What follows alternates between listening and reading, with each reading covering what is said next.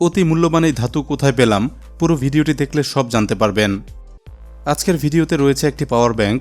অবিশ্বাস্য ব্যাপার হলেও মাত্র 100 টাকায় বিক্রি হচ্ছে 50,000 mAh এর এই পাওয়ার ব্যাংক। কিছুদিন আগে নবাবপুর এলাকায় গিয়েছিলাম কিছু জরুরি কাজে। ফেরার পথে দেখতে পেলাম রাস্তার পাশে বিক্রি হচ্ছে এরকম অনেক পাওয়ার ব্যাংক। একটি হাতে নিয়ে দাম জিজ্ঞেস করলাম, চাইল 200 টাকা। আমি 100 টাকা বললাম। প্রথমে রাজি না হলেও কিছুক্ষণ ভেবে রাজি হয়ে গেল। এই সেই 100 টাকার পাওয়ার ব্যাংক। ভিডিওতে জানবো কিভাবে 100 টাকায় পাওয়ার ব্যাংক বিক্রি করা সম্ভব হয়, খুলে দেখব ভেতরকার রহস্য, আর অবশ্যই জানবো কতটা কাজের এই গ্যাজেট।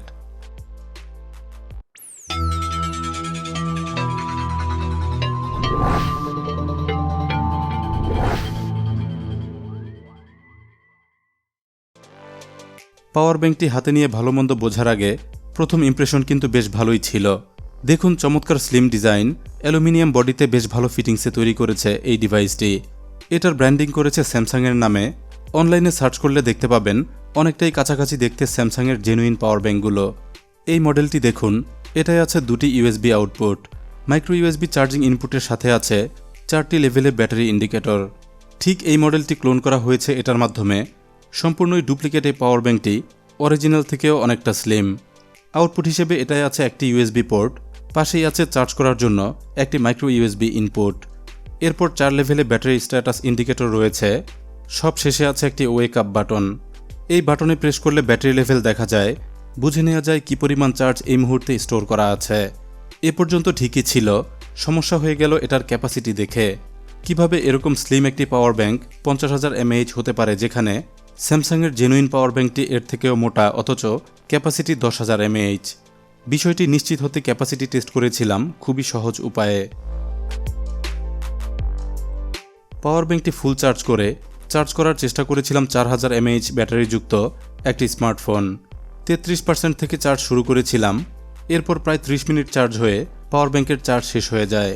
এই সময়ের মধ্যে ফোনটি চার্জ হয় 57% পর্যন্ত। 33 থেকে 57%-এ ব্যবধান হয় 24%। 100% হিসেবে যা 4 ভাগের 1 ভাগ। অ্যাক্টিভ ক্যাপাসিটি হিসেব করলে 4000 mAh-কে 4 ভাগে ভাগ করলে আমরা পাই 1000 mAh-এর সামান্য কম। এতে সহজেই অনুমান করা যায় পাওয়ার ব্যাংকটির ক্যাপাসিটি হতে পারে 1000 mAh-এর সামান্য কম। এটার গায়ে লেখা আছে ইনপুট পাওয়ার 5 ভোল্ট 1 অ্যাম্পিয়ার। 2 অ্যাম্পিয়ার চার্জার দিয়ে পাওয়ার ব্যাংকটি ফুল চার্জ হতে সময় নিয়েছে 1 ঘন্টার কিছুটা বেশি। এটা না হয় মেনে নিলাম, কিন্তু পরেই লেখা আছে আউটপুট পাওয়ার 5 ভোল্ট 2 অ্যাম্পিয়ার। এটা ভেরিফাই করতে হবে। চলুন দেখার চেষ্টা করি আসলে কত অ্যাম্পিয়ার আউটপুট এটা দিতে পারে। লোড টেস্ট করার জন্য ব্যবহার করেছিলাম একটি ইউএসবি টেস্টার।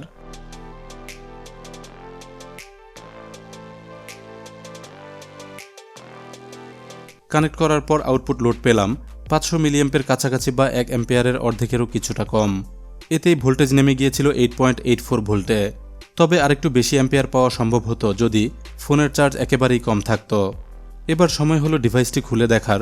চলুন দেখব কিভাবে তৈরি হয় মাত্র 100 টাকার ডুপ্লিকেট পাওয়ার ব্যাংক।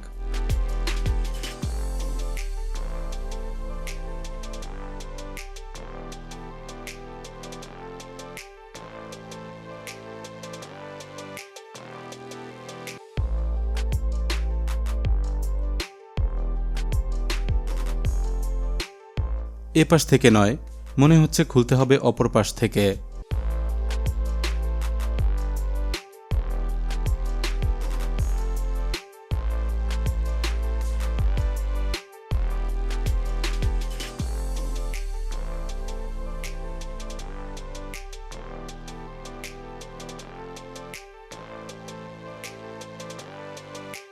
খুব বেশি কষ্ট হলো না। ভেতরকার পুরো সিস্টেমটি লক করে রেখেছিল এই ক্যাপটি।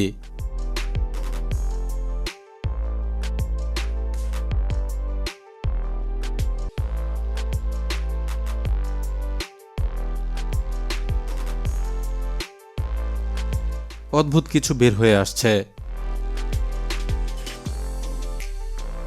উপরে ছোট্ট একটি সার্কিটের সাথে নিচে আমরা দেখতে পাচ্ছি টেপ দিয়ে আটকানো রয়েছে ব্যাটারি ইউনিট। চলুন বাকিটা দেখি।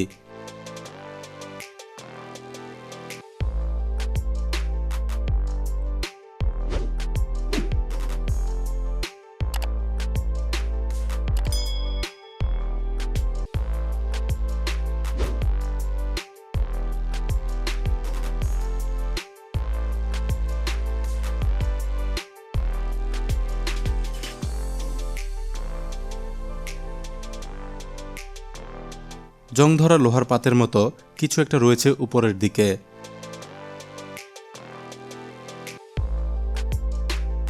দেখুন অবস্থা, ব্যাটারি কম্পার্টমেন্টের মাপ অনুযায়ী টেপ দিয়ে আটকে রেখেছে লোহার শিটের টুকরো। 1 মিলিমিটার পুরুত্বের এমএস শিট ব্যবহার করা হয়েছে। সম্ভবত অনেকদিন হয়ে যাওয়ায় জং ধরে এরকম হয়ে গেছে। এতক্ষণে অনেকে বুঝে গেছেন কেন এটা ব্যবহার করা হয়েছে। পাওয়ার ব্যাংকটি কেউ ধরে খুব হালকা মনে হলে অনেকেই এটা কিনবে না। শুধুমাত্র ওজন বাড়াতে ব্যবহার করা হয়েছে লোহার পাত। এটার ওজন মেপে পেয়েছিলাম 37 গ্রাম, অতএব পুরো সেটআপটির ওজন 37 গ্রাম বাড়িয়ে দিয়েছে এই টুকরোটি। পরিষ্কারভাবে বোঝা যায় এটা প্রতারণা। অল্প টাকায় পেলেও আপনারা সতর্ক হয়ে যাবেন এ জাতীয় আইটেম কেনার ক্ষেত্রে। এবার ব্যাটারিটি দেখতে হবে, চলুন বাকিটা খুলে দেখি।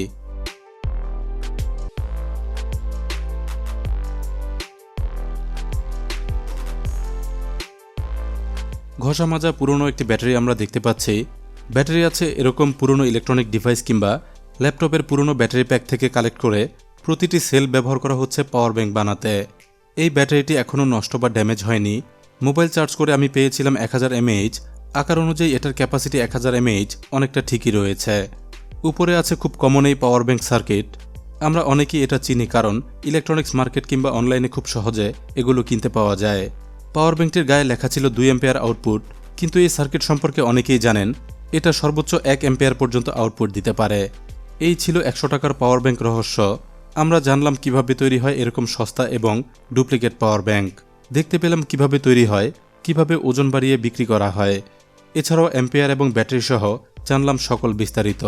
ঢাকা শহরের বিভিন্ন প্রান্তে এগুলো দেদারসে বিক্রি হচ্ছে, না বুঝে কিনে প্রতারিত হচ্ছে শত মানুষ। পাওয়ার ব্যাংক দরকার হলে অবশ্যই ভালো দেখে কিনবেন, কারণ এটা শুধুমাত্র ব্যাটারি চার্জ নয়, ফোনের সেফটির সাথেও জড়িত। মার্কেট বা অনলাইন যেখান থেকেই কিনবেন অবশ্যই ব্র্যান্ডের পাওয়ার ব্যাংক চয়েস করবেন। কেনার আগে শতভাগ নিশ্চিত হবেন ডিভাইসটি অরিজিনাল কিনা। ভালো মানের কিছু পাওয়ার ব্যাংক আমি খুঁজে দেখার চেষ্টা করব। খুঁজে পেলে লিঙ্ক দিয়ে রাখবো এই ভিডিওর ডেসক্রিপশনে। আশা করছি আজকের ভিডিওটি সবার ভালো লেগেছে এবং অবশ্যই কাজে আসবে। দারুণ দারুণ গ্যাজেটের ভিডিও নিয়মিত দেখুন। এজন্য গ্যাজেট ইনসাইডার বাংলা চ্যানেলটি এখনই সাবস্ক্রাইব করে বেল আইকনে ক্লিক করে রাখুন। এছাড়াও জয়েন করে ফেলুন আমাদের ফেসবুক গ্রুপে। দেখতে পাবেন ক্রিয়েটিভ আইডিয়ায় কত কিছু তৈরি করছে গ্রুপের বিভিন্ন মেম্বার। ধন্যবাদ সবাইকে ভিডিওটি দেখার জন্য।